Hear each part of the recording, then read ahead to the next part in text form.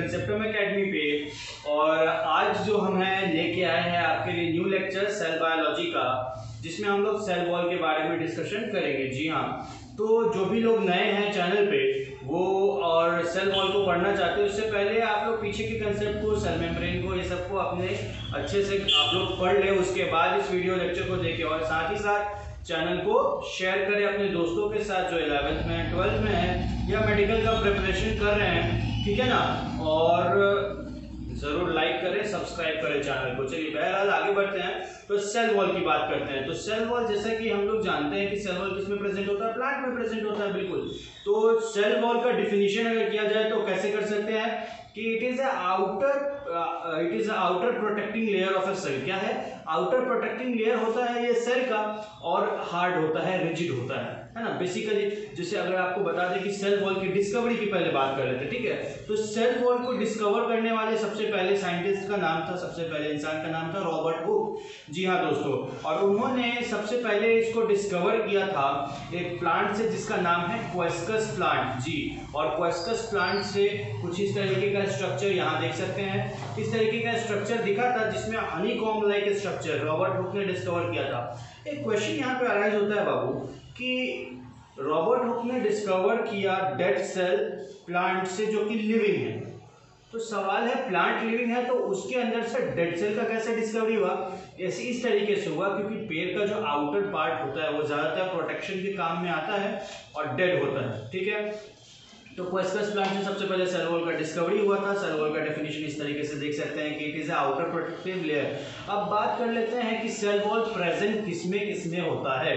तो cell wall सबसे पहले प्रोकैरियोट्स यानी बैक्टीरिया वगैरह में प्रेजेंट होता है, उसके बाद फंगी में प्रेजेंट होता है और प्लांट्स में प्रेजेंट होता है। Basically it is a characteristic feature of prokaryotes, fungi and plant cell. It is absent in animal cell. Animal cell में, ह्यूमंस के सेल में एब्सेंट होता है सेल वॉल। तो सवाल है यहाँ पे, फिर बच्चों के सवाल मन में ये सवाल आएगा कि सेल वॉल एनिमल सेल में एब्सेंट होता है तो उसके बाउंड्री को लिमिट करने का काम कौन करता है? कहीं साइटोप्लाज्म बह के दूर तरफ तो नहीं चला जाएगा? ऐसा कुछ नहीं होगा, वहां पे सेल वॉल नहीं, सेल वॉल के जगह पे सेल मेम्ब्रेन प्रेजेंट होता है। और एक और चीज, प्लांट सेल में सेल वॉल होता है लेकिन उसके साथ सेल मेम्ब्रेन भी उसके इनसाइड प्रेजेंट होता है। तो ये सब छोटा छोटा कुछ डाउट्स है जो बच्चों का रहता है। बहरहाल कोई बात नहीं है, आगे बढ़ते हैं। तो सेल वॉल हम लोग देख लिया, आउटर प्रोटेक्टिव लेयर है। अब हम लोग देखेंगे कॉम्पोजिशन ऑफ सेल वॉल, यानी कि जैसे हमने कहा कि प्रोकैरियोट्स में सेल वॉल पाया जाता है। तो जब प्रोकैरियोट्स में सेल वॉल पाया जाता है तो किस चीज का बना होता है? इसी को कॉम्पोजिशन कहते हैं। जैसे कि कोई भी चीज हो सकता है, जैसे ये टी शर्ट है तो मैं हूं, मैं किसका बना हूं? मैं सेल का बना हूं। तो उसी तरीके से सेल वॉल जो है वो प्रोकैरियोट्स में बात करेंगे, कॉम्पोजिशन ऑफ सेल वॉल है, आप देख सकते हैं। तो कॉम्पोजिशन प्रोकैरियोट्स में क्या होता है? पेप्टिडोग्लाइकन। फंगी की बात करें तो काइटिन, और प्लांट सेल की बात करें तो इसमें थोड़ा ज्यादा मात्रा में चीजें होती है, जैसे सेल्यूलोज जो कि एक होमोपॉलीसैकेराइड है। बताऊंगा आगे होमोपॉलीसैकेराइड क्या होता है। सेल्यूलोज एक होमोपॉलीसैकेराइड है, उसके साथ हेमीसेल्यूलोज भी प्रेजेंट होता है जो कि एक हेटेरोपॉलीसैकेराइड है। उसके साथ वाटर, लिपिड और अदर सब्सटेंसेस भी प्रेजेंट होता है। अब बात कर लेते हैं इस चीज की कि हमने कहा कि सेल्यूलोज क्या है? होमोपॉलीसैकेराइड है। तो बायोलॉजी सीखेंगे तो क्या करेंगे? वर्ड को तोड़ देंगे, ठीक है। होमोपॉलीसैकेराइड, होमो का मतलब सेम, पॉली का मतलब मैनी और सैकराइड का मतलब शुगर, यानी एक ही तरीके का शुगर बहुत सारा एक जगह पे आ जाएगा तो एक पॉलीमर जैसा सब्सटेंस, जैसे केमिस्ट्री में होता है ना पॉलीमर, बहुत सारा मोनोमर मिलता है तो पॉलीमर बन जाता है। उसी तरीके से एक ही तरीके का शुगर मिलके कंपाउंड बनाएगा, उसको होमोपॉलीसैकेराइड कहेंगे। और ये जो सेल्यूलोज है ये बना हुआ होता है ग्लूकोज का। जी हाँ, ग्लूकोज एक शुगर है और बहुत सारा ग्लूकोज जब मिल जाता है तो सेल्यूलोज का फॉर्मेशन करता है। अब बात कर लेते हैं हेमीसेल्यूलोज की। हेमी सेल्यूलोज का मतलब क्या है? ये एक हेटेरोपॉलीसैकेराइड है। तो हेटेरो का मतलब होता है अदर या फिर डिफरेंट, ठीक है। पॉली का मतलब मैनी और सैकराइड का मतलब शुगर। अब सवाल है कि हेटेरोपॉलीसैकेराइड यानी कोई ऐसा कंपाउंड जो एक से ज्यादा शुगर का बना हो। अब ये भी हम लोग देखेंगे कि कितने तरीके का शुगर प्रेजेंट होता है। जैसे हेटेरोपॉलीसैकेराइड है तो जाइलोज, मैनोज, अरेबिनोज, है ना, ये सारी चीज प्रेजेंट होता है हेट्रोपॉलीसैकेराइड में, है ना, जाइलोज, अरेबिनोज, मैनोज।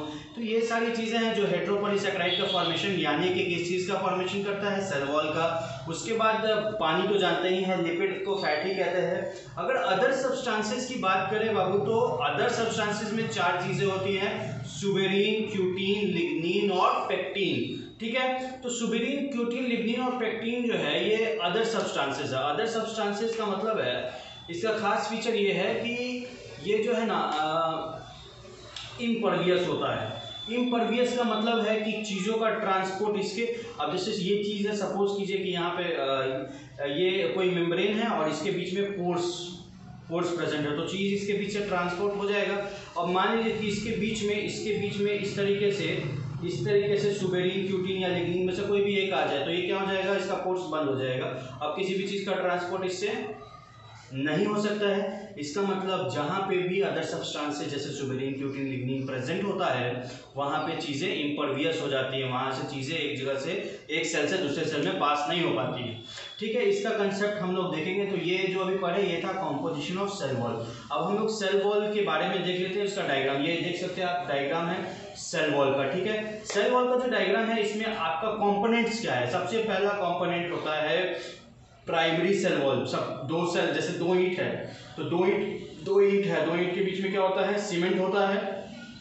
उसी तरीके से 2 सेल वॉल के बीच में मिड लैमेला होता है जो कैल्शियम और मैग्नीशियम के पेक्टेट का बना हुआ होता है। बहरहाल, और कंपोनेंट्स की अगर बात करें तो प्राइमरी सेल वॉल प्रेजेंट होगा, सेकेंडरी सेल वॉल प्रेजेंट होगा और टर्शियरी सेल वॉल प्रेजेंट होता है प्लांट के सेल वॉल में। क्या क्या, primary cell wall, secondary cell wall और टर्शियरी सेल वॉल। अब इसके बारे में थोड़ा सा और जान लेते हैं कि प्राइमरी सेल वॉल परवियस होता है। क्या होता है, परवियस, यानी परवियस का मतलब यह है कि चीज़ों को ट्रांसपोर्ट होने देता है, एक जगह से, एक सेल से दूसरे सेल चीज़ों का ट्रांसपोर्ट आसानी से हो जाता है। ये हो जाता है प्राइमरी सेल वॉल में। अगर सेकेंड, तो प्राइमरी सेल वॉल परवियस होता है यानी चीज़ें उनसे पास हो जाती हैं। सेकेंडरी सेल वॉल से चीज़ें पास नहीं हो पाती हैं। क्यों नहीं हो पाती हैं, क्योंकि सेकेंडरी सेल वॉल में और टर्शियरी सेल वॉल में भी अदर सब्सटेंसेस यानी सुबेरीन हो या क्यूटीन हो या लिग्निन हो या पेक्टिन हो, उस चीज़ का डिपोजिशन होता है बाबू, जिसके कारण वो इम्परवियस हो जाता है। तो अभी सेल वॉल के एक बार डायग्राम फिर से देखिए। अब इसमें आप देख सकते हैं कि प्राइमरी सेल वॉल पूरा ऊपर से लेके नीचे तक है, लेकिन सेकेंडरी सेल वॉल और टर्शियरी सेल वॉल ये एक गैप बन रहा है, यानी एक जगह है, खास जगह है जहाँ पे दोनों तरफ से, इधर भी और यहाँ पे भी क्या है, गैप बना हुआ है। वो गैप को ही पिट कहा जाता है।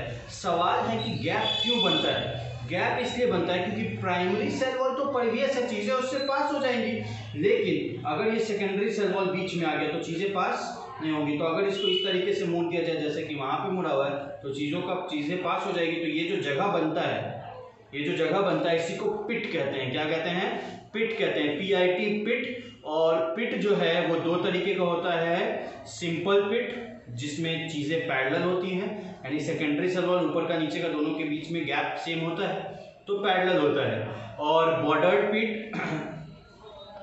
तो दूसरा क्या है, दूसरा है बॉर्डर्ड पिट। बॉर्डर्ड पिट को अगर ध्यान से देखिएगा तो बॉर्डर्ड पिट में क्या है कि इसका जो माउथ है वो काफ़ी नैरो है, बाद में ब्रॉड हो जाता है जाके।